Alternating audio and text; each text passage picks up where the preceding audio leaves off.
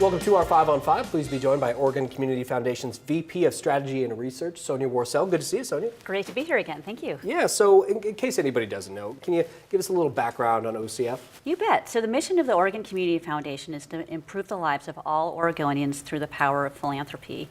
OCF puts donated money to work for Oregonians, $100 million in grants and scholarships annually. Wow. And since 1974, our grant making, our research, our policy work, and our community advised solutions have helped individuals, families, businesses, and organizations create charitable funds to improve the lives of all Oregonians. You guys are just this week releasing a top report tracking Oregon's progress. What exactly are you guys putting in this report? So the report this year is focusing on community-driven solutions. So that is collaborations between individuals, organizations, and local government to create positive change in local communities. Okay, why that topic? Yeah, good question. We chose that topic because last year we published a report on the opportunity gap among Oregon's kids. So that is the fact that Oregon's low-income kids, kids of color, and rural children don't have the same opportunities for success in life. And while that report focused primarily on data about the problems, we did talk a bit about some solutions. And one of the solutions that we identified in that report is locally based, community-driven problem solving.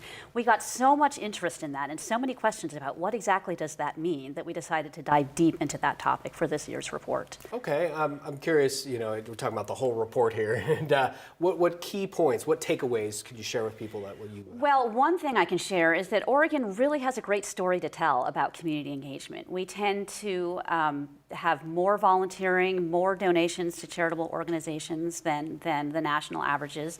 And in fact, just last week, the latest Volunteering in America numbers came out, and Oregon has jumped from 13th to 3rd in the nation, behind only Utah and Minnesota in terms of volunteering. So we have this great story to tell as a state as a whole, and there are some really exciting examples of locally based community action as well, and that's what we wanted to dive into for the report. Excellent. All right, we're going to take a quick commercial break. We'll have much more in just a moment. Stay with us.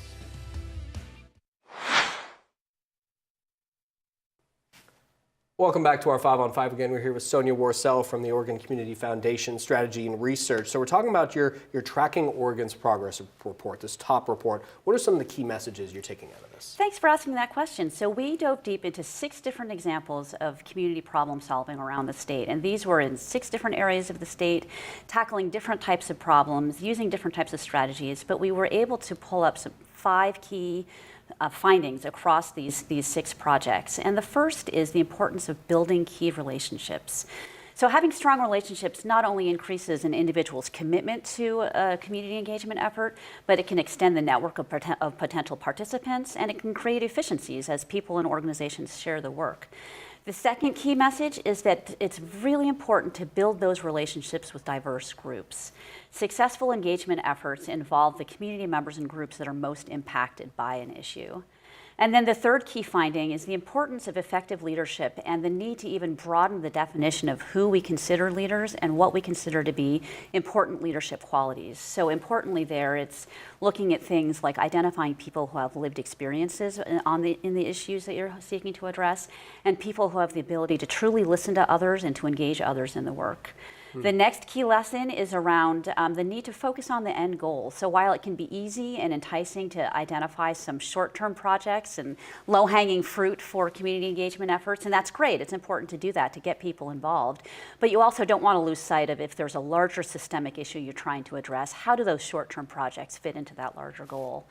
And then finally, we learned a lot from these 6 case studies about how much time is necessary to invest in these engagement efforts, but that initial investment in time can pay off literally decades down the line if you've built the capacity in the community for individuals to engage and want to be involved in creating positive change in their neighborhoods. Wow, okay, so yeah, and you just said engaged. How does a report like this top report, help OCF in its community engagement goal? Yeah, so we're committed to the work of community engagement in both how we operate as a foundation and in how we support others. So we're committed to connecting with people around Oregon to explore what we can accomplish together, building on the strengths of communities. And we support relationship building across diverse groups so that we can accomplish things together. And then we also, through our grants and programs, we support leadership development efforts and local community-based efforts around the state that are building up community engagement. Okay, and if people can they read Can they read the report themselves? Yeah, so you were right that we just published this report this week. It's going live on our website today, so people can go to OregonCF.org to check it out. Excellent. Well, thanks for giving us some of your time while you're in town. Appreciate it. Thank you so much. All right. Stay with us. We'll be right back.